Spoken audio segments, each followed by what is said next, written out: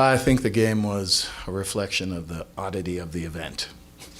I think that's probably all I really have to say about it. It was just a weird feeling, and as much as we tried to really get ourselves ready to come out and be explosive for 45 minutes, at the end of the day, the oddity of the event was was the winner of the day. I didn't think we were as clinical and precise as we have been. We got ourselves in some good spots, had a couple of decent moments, but then we opened up ourselves a bit too much in counterattack as well. So this game, which started 2 weeks ago, is now concluded 2 weeks ago? Week ago? How long ago was that? Last Tuesday. Was it last week? I can't even remember. Anyway, this game is over, and on to the next one. On Saturday, you talked about how intense you expected the game to be. Did you feel that that's how it was? No. No? No. No. Mm-mm. And then you did talk about how you had some chances, but Portland was really good on the counterattack. So given just the strangeness of the whole thing, are you still happy to at least come away with a point? I mean, you're always happy to get a point rather than nothing, but disappointed in that even when we played the first half 8 days ago, I didn't think we were great, but we had much more rhythm. And tonight, it didn't feel like we had a lot of rhythm tonight. We didn't link a lot of plays together, which would then lead to the types of chances we would have wanted. We certainly had a few good moments, but the short answer is yes, happy to at least get a point, but disappointed because we feel like if they have to fly back here and play 45 minutes and we have an advantage, and it's just disappointing not to get 3 points. Robin, typical of the Portland Timbers on the road coming here, staying in bunker, and when they get an opportunity, look for transition moments, and there were a few where there were maybe too many of their players and not enough of yours. What needed to be better in those moments, and how do you adjust to that? Positioning, just positioning and awareness at times, and a lot of their counterattack opportunities came off our set pieces, which shouldn't be the case. We have time to set up, but they're extremely explosive, and that's what they're playing for. So I feel like when we get a corner kick, they're pretty excited because it's an opportunity for them to get players out, and they do a good job of it. They do a really good job of it. So the team recently got Rafael Navarro off a loan from Brazil. Have you had a chance to communicate with him, or what is your thoughts on him coming to the team? The first question, no, I haven't. We were supposed to have a Zoom call today, and something happened, so it didn't work out. My thoughts are he's an exciting goal scorer. His movement in the box is good. His finishing is good. His heading is good. He plays strong, and we certainly look forward to adding another piece that we think is going to help us. Robin, thoughts on Brian, given obviously what he did on Saturday and then bringing some energy off the bench today? Galvan? Yes. Yeah, he had a couple of good moments. Brian's a crafty player. He's a type of player who is unpredictable, and unpredictability with the ball is a good thing. And he's often able to pull off passes that maybe other people don't see or don't think to execute. So his brain works a little bit differently, and he's a very clever player who we feel like could, at any moment, really give us something. You mentioned Portland getting excited for your corners because that led to them getting opportunities. Is there something in there that they're doing that Chris Sharpie could better prepare against? I mean, at the end of the day, no, we still have to execute.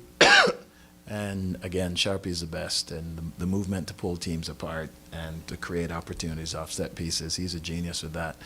And we just need to be in good positions to be able to deal with that. And again, knowing that's their strength, it's something we always talk about, something we work at, something we'll continue to work at. Certainly a lot of teams in this league are good in transition, and we need to be aware of that. We need to be prepared for it. How different is the recovery going to be given nobody played more than 45 minutes tonight and you got game in 3 days? I think we'll have a decent training session tomorrow as opposed to what would be the day after a 90-minute game. We'll certainly try to get and address a few things that we want to kind of shore up before the weekend. So the idea is to try and get a decent training session tomorrow. I guess kind of a similar question. Does the overall mindset of how you prepare for Saturday change, being that this game was thrown in kind of unexpectedly? Not really. I think no matter what happened, we were going to play a very good Houston team on Saturday. So now, obviously, we didn't spend the early part of the week talking and preparing for Houston. But now, in these last 2 days, we will try to get up to speed as quickly as possible and get the players up to speed as quickly as possible in terms of what to expect with Houston. How does a midweek check-in kind of like this game help for preparing for Houston? I'm not sure if this helps for preparing for Houston. It's another opportunity to play 11 versus 11, and oftentimes on Wednesdays, that's what we do anyways, an 11 versus 11, not necessarily for 45 minutes with referees and fans, but it's not dissimilar than what a normal Wednesday would be like for us. The difference being everything up to today was preparing for today, whereas in a normal week, everything throughout the week would be preparing for Houston on the end. But it is what it is. This it's what we had to do. It's what was mandated, so you just do it. Robin, what did you make of the news yesterday with Jordan Angeline and an ownership group trying to bring pro women's soccer to Denver? You know, I just heard that, like off the cuff. Like, no one said it to me. I overheard that, so I don't really know the details of that. But I've been here since 1990, and since about 92, 93, girls soccer in Denver has been really, really good and really big. And there are always Denver players in national team programs, and a lot of the Denver youth clubs win national championships and fight for national championships every year. So this has become a real soccer hotbed for women's soccer, I think, certainly in my experience in being here. So it is only fitting that a women's team should be here at some point, and I'm glad to hear that that's at least being discussed. How does it feel? What does it do for confidence to finally build an unbeaten streak? Interesting. It's obviously better than losing, but we feel like that we're a little bit disappointed today. But it's true, when you sit back and you look at it, we won on the weekend, tied today. We have another home game this weekend, so we have to look at it all as positives. As I said, it wasn't exactly the result we wanted tonight, but we keep moving forward, and that's really the key, is that we keep moving forward. I know we went through that long stretch of 9 games where I think we had 1 win and 8 ties or something. And while it's not ideal, you still keep moving forward. And I think you have to have that mentality. You can sit here and beat yourself up about not getting the 2 more points, or you take the point, you bank it, and you move forward with a good attitude about Saturday. Good. Thanks, you guys.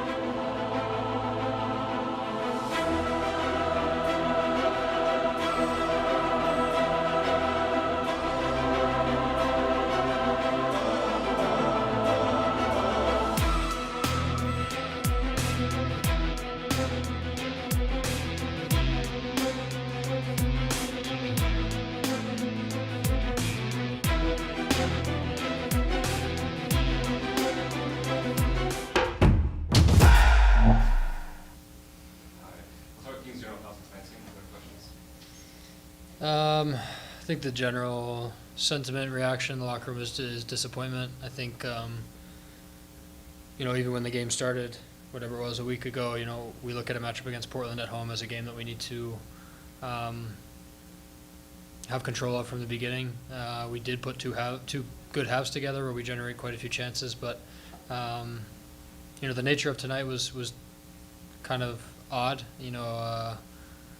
Just the feeling of kind of showing up, different start time, different amount of time for the entire game, not feeling like, one of the bigger advantages here in letting teams kind of wear down, and by that 60th minute mark being very fatigued. But, I think, just similar to some of the things that we've been continuing to try to improve on throughout the season is just a little bit sharper in the final action, a little more precise in the final ball, a little bit better cohesion in the final third. I think those things popped up again tonight.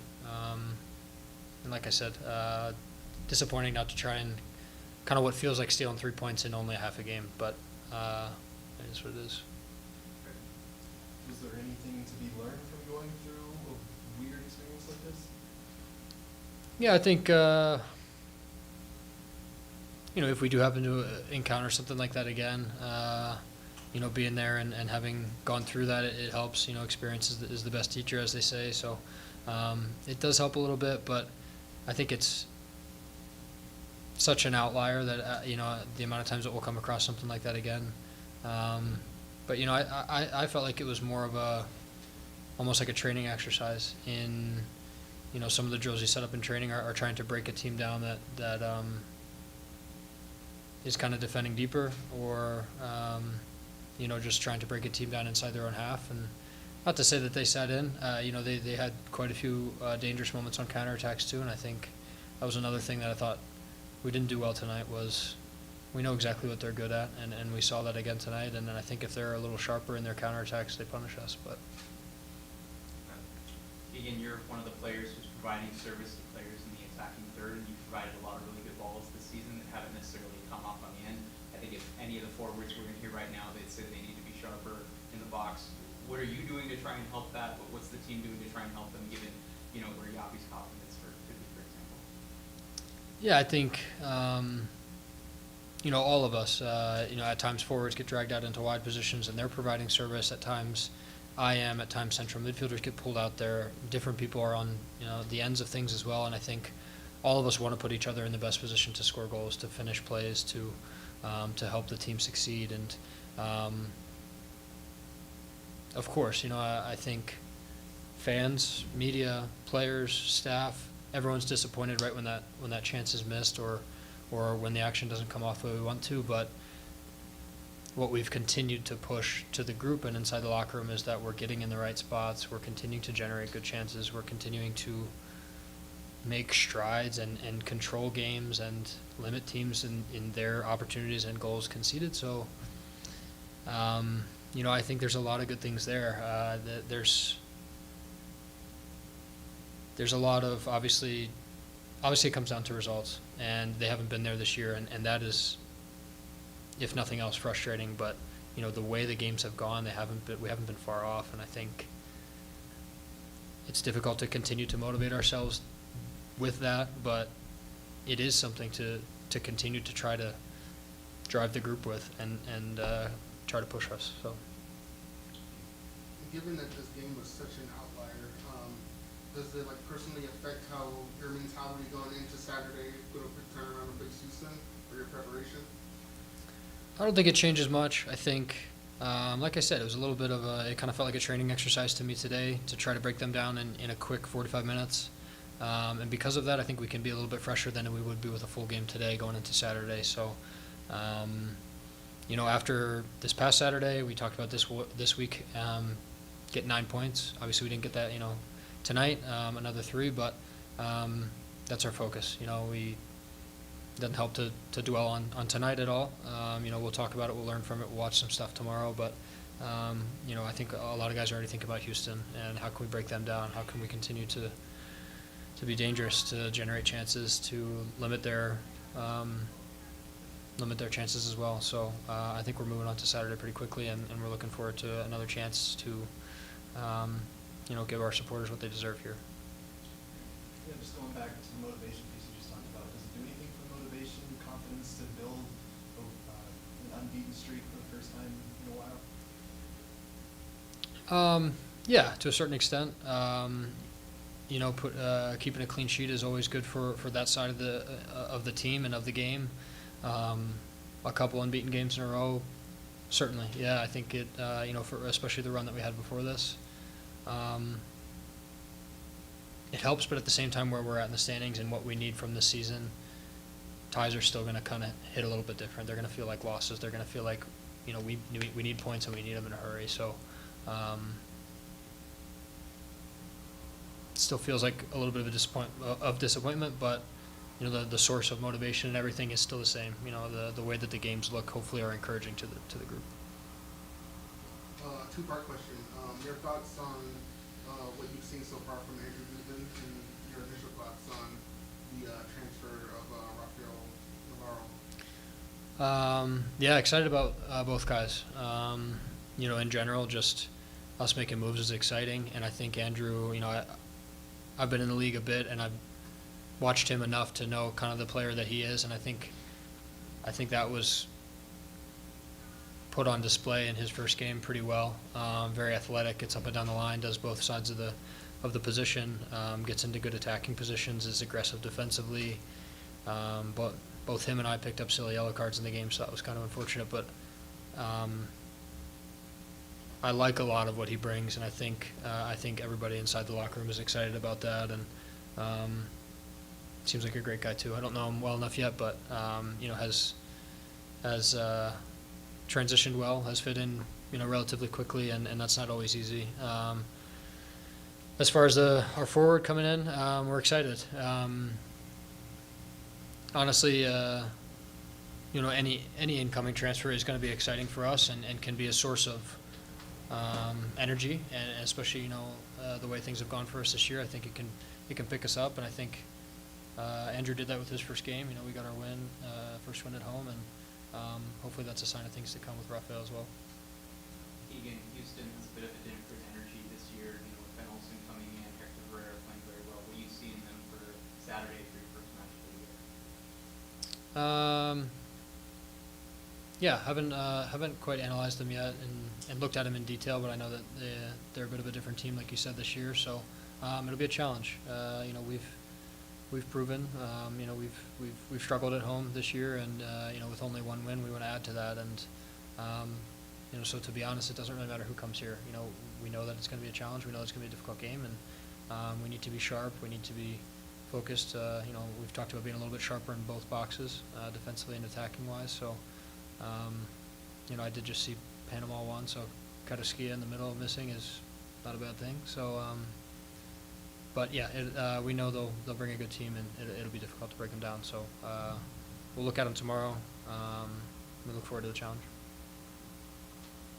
All right, we'll wrap there. Thanks, everyone. Thank you. Yeah, no problem.